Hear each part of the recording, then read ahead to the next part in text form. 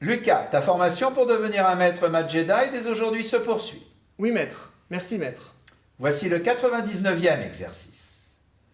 ABCD est un carré et E et F sont les milieux respectifs des segments CD et AB.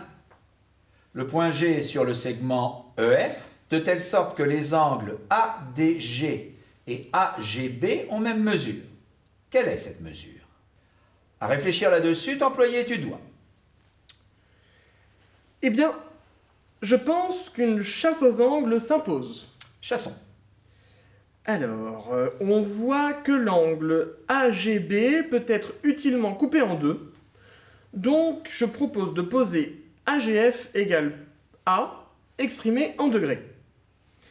Les angles AGF et DAG sont alternes internes. Et comme la droite EF est parallèle à la droite AD, DAG égale A. De plus, ADG égale AGB égale 2A. Donc, AGD égale 180 moins 3A. ADG et GDE sont complémentaires, donc GDE égale 90 moins 2A. Bien. Grâce à la symétrie orthogonale par rapport à la droite EF, on sait que le triangle DGC est isocèle en G. Donc, DGC égale 180 moins 2 fois, entre parenthèses, 90 moins 2A, c'est-à-dire 4A. En effet. Alors, maintenant je propose de noter H, le projeté orthogonal de G sur le segment BC. Et posons petit h égale BH.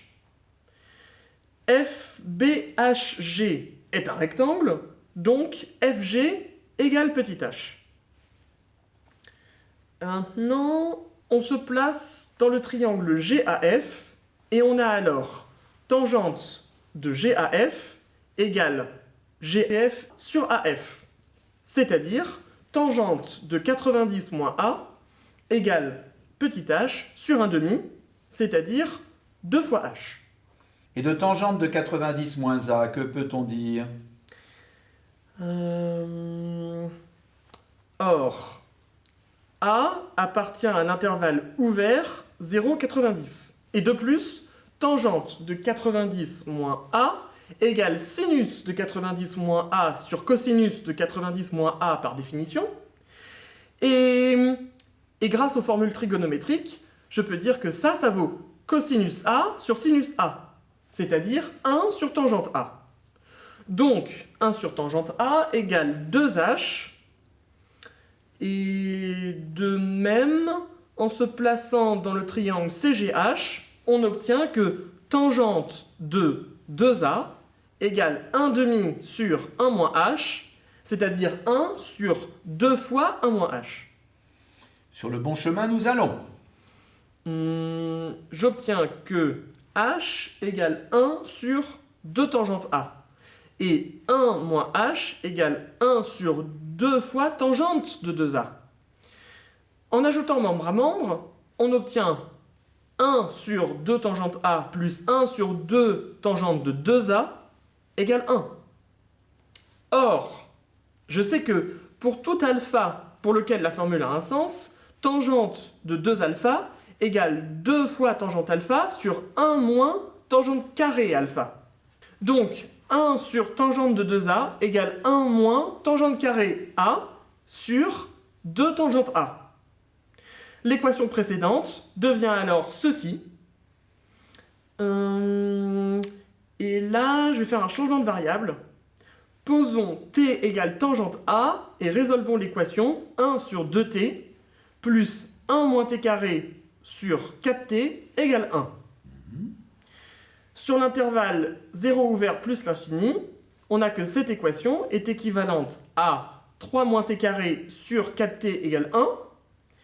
Puis en multipliant par 4t chaque membre de l'équation, j'obtiens 3 moins t carré égale 4t.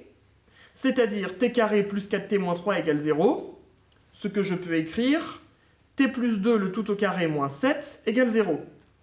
Cette équation a pour solution t égale moins 2 plus racine de 7 et t égale moins 2 moins racine de 7.